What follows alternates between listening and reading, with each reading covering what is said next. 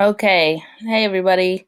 Um, Happy Monday. So today we're looking at standard 7R3 and looking at how elements of a plot are related, affect one another, and also contribute or add to the meaning.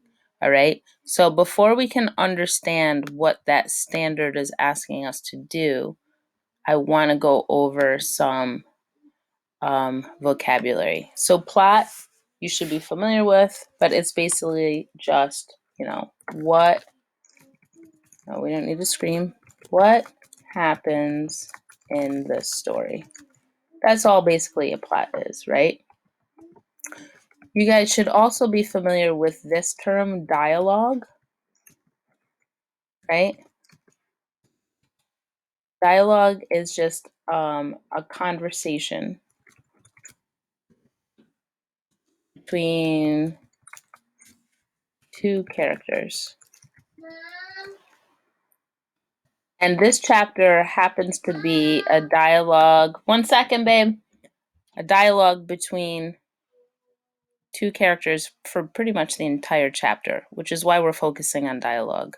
And the reason that I know it's dialogue is because I see these quotation marks, right? Mr. P, I knew, and these quotation marks back and forth let me know that they're just talking back and forth kind of rapidly, okay? So the fact that this whole entire chapter pretty much is a conversation is something we want to take note of. All right, so what's another vocabulary word we need to take note of? Argument, because this is related to your writing, okay? An argument is a claim or reason or reasons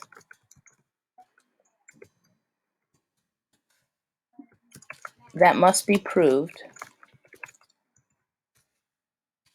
with evidence.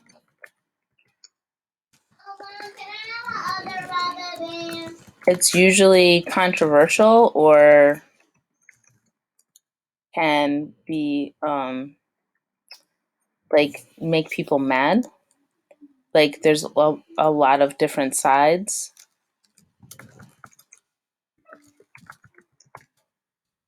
or opinions, which makes you want to argue your point, right? You can either have an argument with somebody where you're like yelling at somebody, or you can have an argument, which is something that you say and then you need to prove to somebody else. So what I want you to think about as you're reading today and when you're doing your writing is what has Alexi said so far about the reservation and what's your opinion of it? What's he trying to say about what life is like on a reservation? And this is a really good time too. If you don't know what a Native American reservation looks like, Mr. Geiger gave some really good background points. But here's some background information, right? So, what is an Indian reservation? It's a piece of land that is set aside for Native Americans by the United States government.